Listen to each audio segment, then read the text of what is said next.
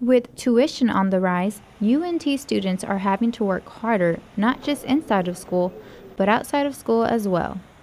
I do have 3 jobs, but it's not overwhelming. I made sure to to fit it in my schedule so that it's not, stressing me out and, I don't get enough sleep or can't do my schoolwork or whatever. To be honest, I'm trying to graduate, trying to get up out of here, and I definitely need as much little side money as I can because the loans are definitely piling up.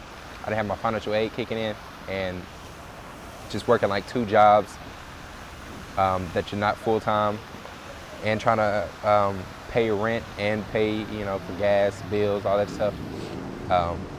Yeah, it wasn't enough without financial aid. I've been paying out of pocket for usually I would use a lot of my financial aid to help along with like rent, so all my jobs could go to whatever else I wanted to savings, or if I wanted to go out, or just other type of stuff. But I've been having to use all that for rent. But it's not just UNT students who are seeing a struggle. Meet Darian Hubert, a community college student who also works multiple jobs to cover school expenses. I need those jobs right now because fast food does not pay for everything. It pays for my classes and my books and probably like 1 month of my rent at this apartment. But for the rest of that, I need my jobs for like the rest of my month's rent, pay, food, gas, cable bill, internet, all that other good stuff. If I save, even on the middle of the weeks, whatever, I can save a good about $100 every week. No less. I can make over 100 just off of tips alone a week.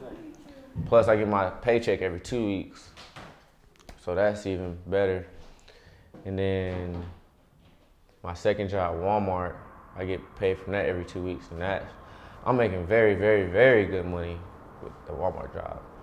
Some nights I get off like really, really late, and I can't study like I want to, cause I'll get off at work at 1 or 2, and I'll gotta study, but I'll be tired, and I gotta study, but your boy just be falling asleep. And yeah, that affects grades a lot. To be honest, I didn't think I was ever going to work when I was in college. Being the fact that I am coming from a single mom, I do have to help her out with some things, like paying my rent, because she can't do all that by herself. And I gotta pay for my own food and all that good stuff, and make sure my car is running, make sure it's fixed. When it breaks down, I gotta fix it myself. On the bright side, some students have found ways to reduce these expenses. I resorted to reserving books through the library, finding them online, going through friends, making a friend in the classroom. I don't spend $500 on textbooks. I do receive financially, but that's only to cover housing. And some students have even relied on risky business, such as drug dealing. Honestly, I just found myself in a spot where I needed some more income. I was working a normal job. I was working harder than hard, overtime, and it just wasn't giving me enough income to take care of business. Right now, I do get financial aid, but it's nowhere near enough to cover my whole tuition. I can make over $500 a week easily. It makes it a little less stressful to know that if something happens, which is likely to happen being in college, you have a lot of things going on at one time. Let's say if you get a ticket, instead of stressing about it, wondering what I have to do, or if I have a situation come up with my health, if I don't have the money to pay for my health care, what am I gonna do? So being able to have that flexible money to be able to support my life, it feels right. So we've heard from current students who are witnessing the struggle.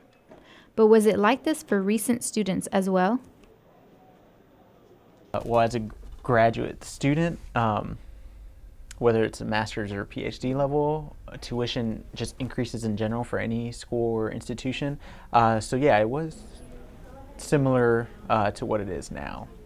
Yeah, there were some times that I was like, well, I don't have enough to be able to go home if I wanted to, just, off the bat. And my parents weren't able to help me. So at one time I had 2 jobs, and throughout my year and a half of being a master's student, I had 4. So yeah, I was doing tours on campus, and then I was a TA, and then the next year I was doing 2 grad assistantships. So yeah.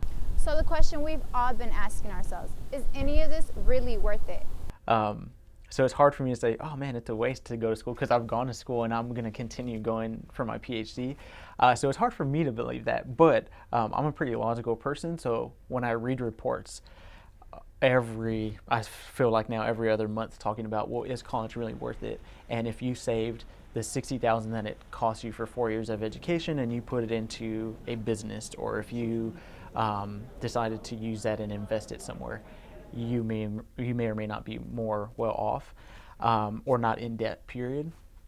So I still believe that it's worth it, just because at the end of the day, all that stuff could go away in a heartbeat, but your education, no matter what anyone does or says, will always be there. So I believe it is still very valuable.